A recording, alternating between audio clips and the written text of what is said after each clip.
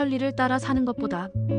네덜란드 암스테르담에서 매년 열리는 빛의 축제는 빛의 공의 문제를 다루는 주제로 다양한 예술 작품을 전시하는 행사입니다.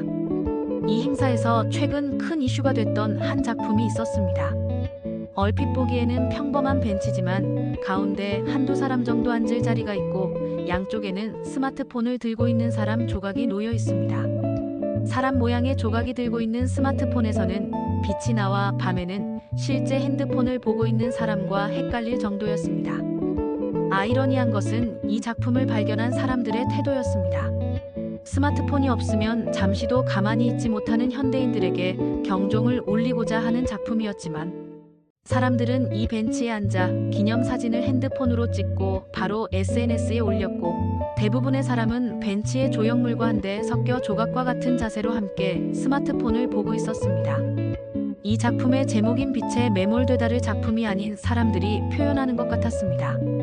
스마트폰은 현대인이 가장 조심해야 할 우상일지도 모릅니다. 이런 문명의 이기들은 우리의 생활을 편리하게 만들어줍니다.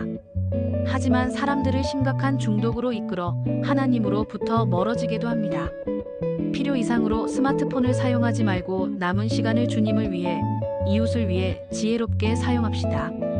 오늘 말씀을 통해 이 세상의 편리를 따라 사는 것보다 주님께 나아가 기도하며 말씀을 읽는 것을 더 좋아하는 그리스도인의 삶에 대해 생각해 보겠습니다. 오늘의 말씀 베드로후서 1장 4절 찬송가 267장 370장. 이로써 그 보배롭고 지극히 큰 약속을 우리에게 주사 이 약속으로 말미암아 너희가 정욕 때문에 세상에서 썩어질 것을 피하여 신성한 성품에 참여하는 자가 되게 하려 하셨느니라. 아마도 세상에서 가장 빠르게 발달하는 것은 과학기술일 것입니다. 기술의 발달은 이전에는 상상으로만 가능했던 일이 실제로 일어나게 합니다. 언젠가는 일어날 것이라고 상상했던 소설에서나 보았던 내용이 우리의 삶 속에서 현실이 된 것을 찾기란 그리 어려운 일은 아닙니다. 하지만 기술의 발달이 모든 것에 유익한 것은 아닙니다. 엄청난 속도로 발전하는 기술은 분명 우리의 삶에 큰 편리를 주지만 그것으로 인한 역기능도 존재합니다. 세상만 아니라 교회 안에서도 하나님을 예배하는데 오히려 방해하는 요소들이 많은 것입니다. 우리가 구해야 할 것은 세상의 편리가 아니라 하나님의 뜻입니다. 하나님께서는 이 세상에서 썩어질 것을 우리에게 주신 것이 아니라 변하지 않는 영원한 하나님의 나라를 주셨습니다. 그래서 우리는 세상이 주는 편리를 오히려 하나님의 영광을 위해 사용할 줄 알아야 하는 것입니다. 스마트폰이 아니라 성경을 펴서 읽어보십시오. 스마트폰은 결국 우리의 눈을 성경이 아닌 세상의 자극적인 내용으로 이끌어갈 것입니다. 만약 성경을 읽으려고 결심했다면 성경을 펴서 읽으십시오. 기도할 때는 스마트폰을 끄고 세상의 소리가 들리지 않는 환경을 만드십시오.